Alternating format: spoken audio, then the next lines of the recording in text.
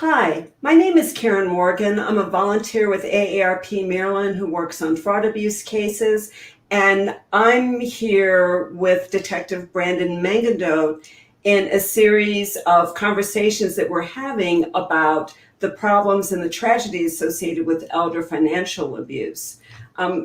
This is part of the statewide awareness campaign that we call Protect Week. Protect Week is from June 14th to June 21st in this year, and it is a statewide awareness campaign designed to really shine a spotlight on the problems that come with elder financial abuse. AARP Maryland, the Consumer Credit Counseling Service of Maryland, the Comptroller of the Treasury, there are a number of advocacy, law enforcement, and financial regulation groups that band together every year to shine a spotlight on this problem. And Protect Week always coincides with World Elder Abuse Awareness Day, which will be June 15th this year.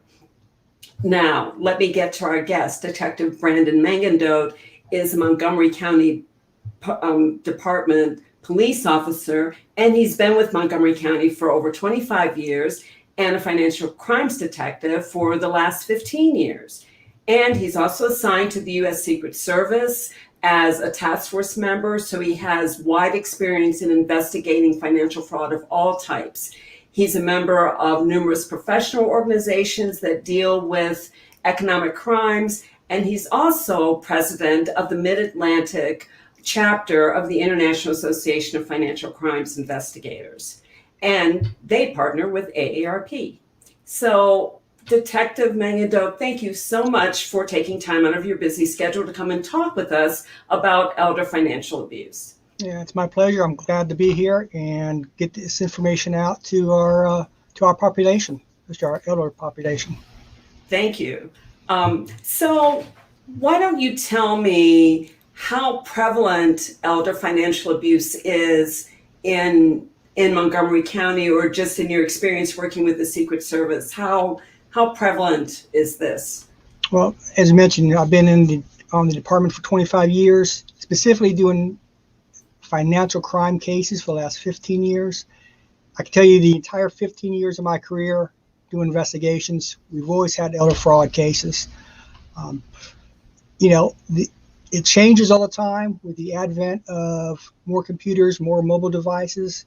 Our older population is getting more tech savvy, and they're using these devices. And we're seeing, of course, always the increase in those types of crimes across the technical usage, cell phones, computers. It's always there. It's very hard for us to quantify specific numbers because the departments aren't set up there's no such magic word or category as an elder fraud case. We have theft cases, we have embezzlements, check fraud, credit card fraud, identity theft. Elder fraud encompasses all those types of crimes.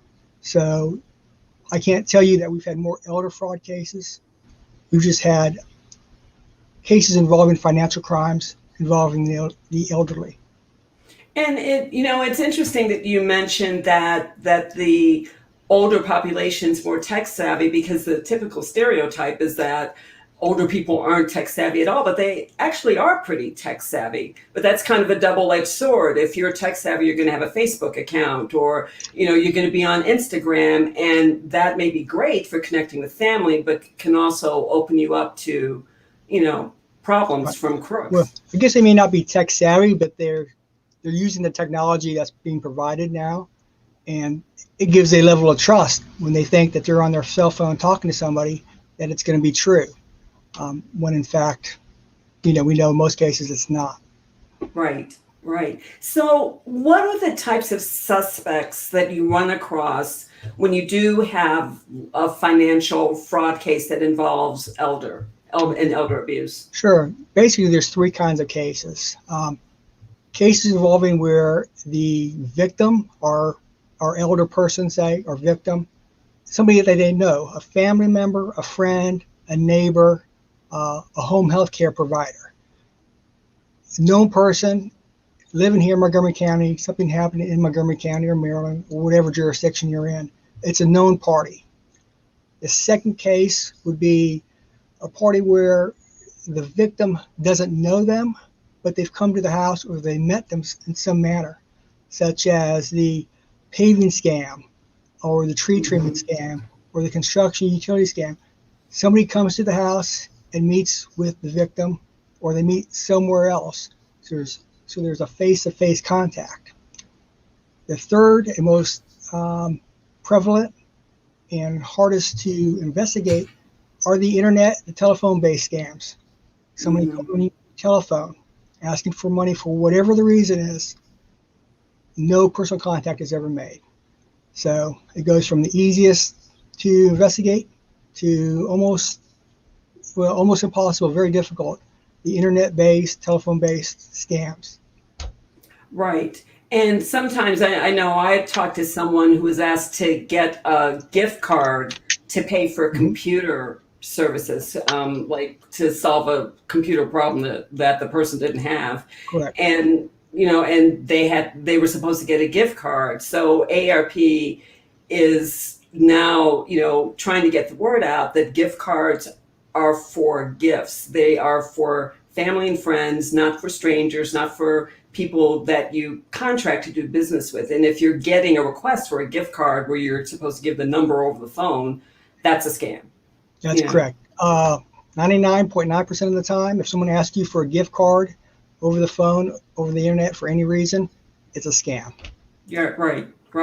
So what do you do to investigate these types of cases? I mean, you said that these are theft cases, but are there other things that you do when you're dealing with an elder person and there seems to be an abusive situation?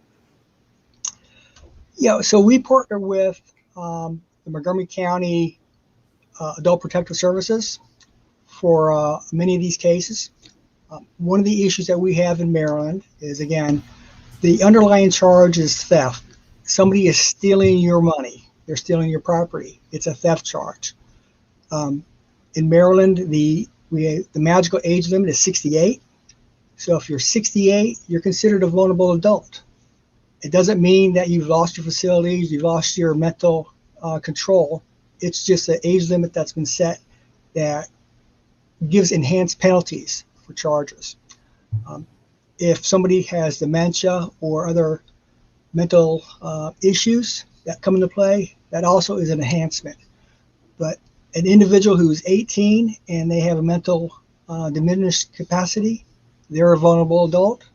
Or you can be 68, 70, 80, 90 and know everything, be great, talk, interact, control your own business, but you're a vulnerable adult just because of that age limit.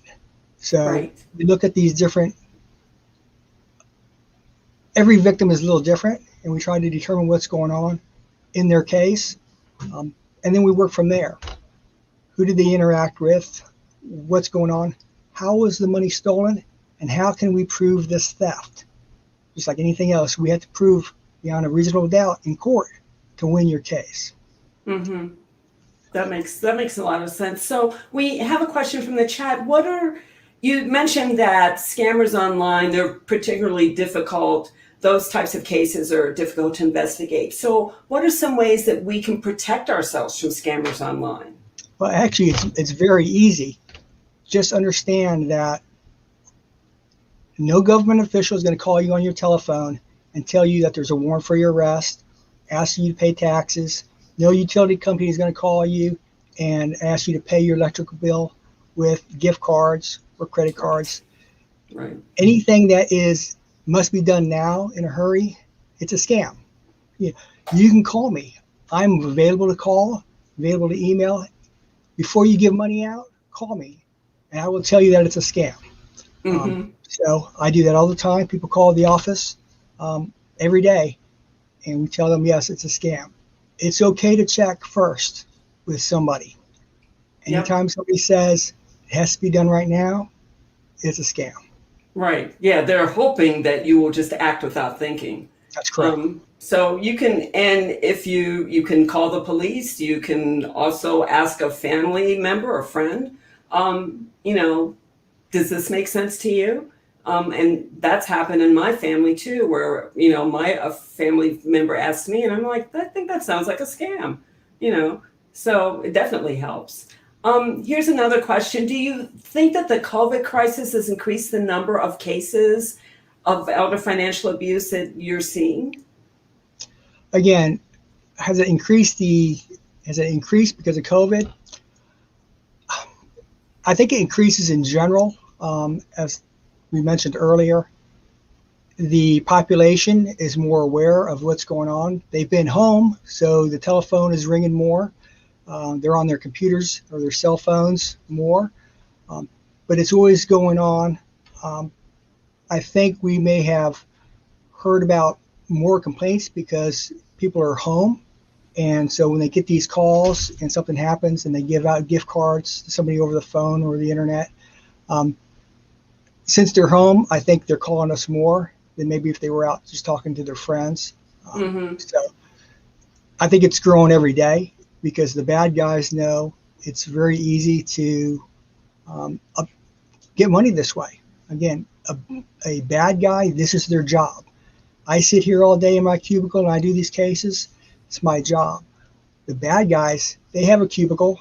That's their job, to call you and get you to part with your money. That's exactly right. So here's another question from our chat. Are there specific tips that you can offer so that people can better protect their financial accounts from scammers? Well, if you don't need to open up credit cards, if you don't need to open up bank loans, freeze your credit. You can call the 3 credit bureaus. You can go to annualcreditreport.com, which is the official site, and you can freeze your credits through the 3 credit bureaus. If you don't need to go out and have new credit cards, freeze your credit. My credit's been frozen. I can't go out and buy a car unless I unfreeze my credit, buy my car, and then freeze it again. So number one key is if you don't need it, freeze it. And debit card is bad. People like to carry around debit cards. Debit card is a link to your bank account, to your money. Credit card is good because it's not your money. If someone steals your credit card number, they can use it in Texas, California, wherever. You just tell the credit card company, I did not make that payment, and it comes off. But if you have your debit card, they've taken your money, and you have to fight with your bank to get that money back. Debit is bad, credit is good. Yes. Yeah, the rights that you have when you're using a debit card are definitely less than when you're using a credit card. I think of a credit card as like my financial fraud shield. That's correct. The bank is standing in front of me, and I'm happy to let them do that. So can you think of an elder financial abuse case that you worked on and maybe how it was resolved? Sure. So a number of years ago, a case I investigated involved an elderly gentleman. He's in his 80s. He used to go to the local Giant, and he would walk around and he would sit and just basically people watch. One day, a younger individual in their 50s approached him, and they started up a conversation. That conversation led to this 50-year-old lady marrying this 81-year-old male about 3 weeks later. Once she married him right here in the Montgomery County Courthouse, the civil ceremony, walked in, signed. She got into his bank account and started withdrawing all the funds. So it doesn't take long for these things to happen. Of course, he has dementia. He was aware enough to do some of his daily needs, but he had a friend, a younger male friend, a neighbor who was looking after him. That friend just happened to be out of town for a couple of weeks on business. And when he came back and he knocked on the door to see his friend, this unknown female answered the door, and she was the wife. And that's what started the investigation. Fast forward a number of months later, I did a couple of search warrants and arrest warrant, charging her, arresting her, and eventually she was prosecuted in Montgomery County Circuit Court and received about a 7-year sentence in prison. And Wow. so these things happen very quickly, and when other family members and friends aren't around to see changes in behavior, then the bad guys, the bad girls, can take advantage. Exactly. Well, with that, we are out of time, That was Detective quick. Brandon Mengedoht. That was quick. Thank you so much for all of this helpful advice, and thank you for everything you do to protect people in Montgomery County and all around the state from those crooks whose job it is apparently to get our money. So thank you for your job, and thank you for joining us on this conversation. Thank you. I appreciate it.